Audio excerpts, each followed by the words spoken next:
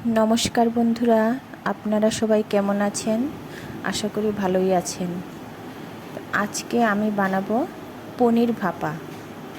যেটা পনির ভাপা বানানোর জন্য লাগবে সাদা শস্য, কাঁচা লঙ্কা আর সর্ষে তেল। এই পনির ভাপাটি খেতে গরম গরম ভাতের সঙ্গে খুবই ভালো লাগে।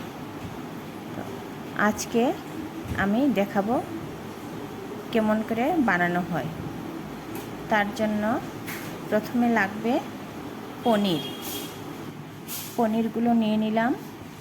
পনিরের সঙ্গে লাগবে শস্য, সাদা শস্য আর কাঁচা লঙ্কা।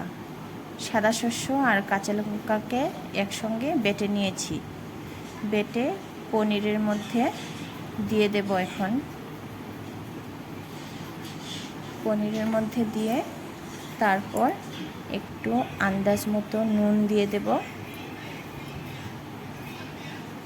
একটু হলুদ গুঁড়ো দিয়ে দেব, তারপর সর্ষে তেল একটু দিয়ে দেব। সর্ষে তেলটা পরিমাণে একটু বেশিই লাগবে, যাতে ঝাঁঝটা আসে।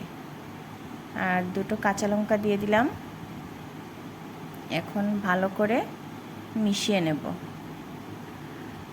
যাতে পনিরের সঙ্গে শস্য বাটাটা মিশে যায় ভালো করে। তার জন্য মিশিয়ে নিয়েছি। আর তার মধ্যে একটু জল দিয়ে দিলাম।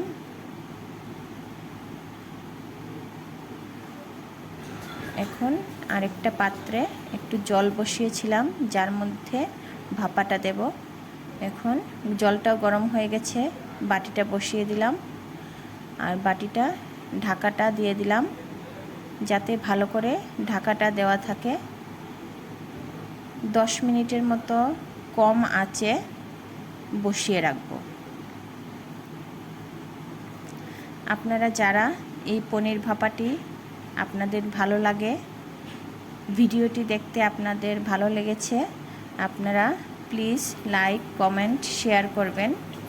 আর অবশ্যই সাবস্ক্রাইব করে নেবেন আরও নতুন নতুন রেসিপি পেতে।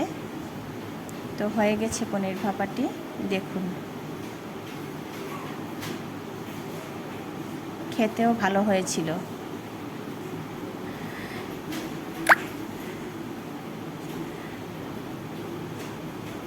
তো আপনারা সবাই এই ভিডিওটি দেখার জন্য আপনাদেরকে অনেক অনেক ধন্যবাদ। আর আপনারা সবাই ভালো থাকবেন, সুস্থ থাকবেন। ধন্যবাদ।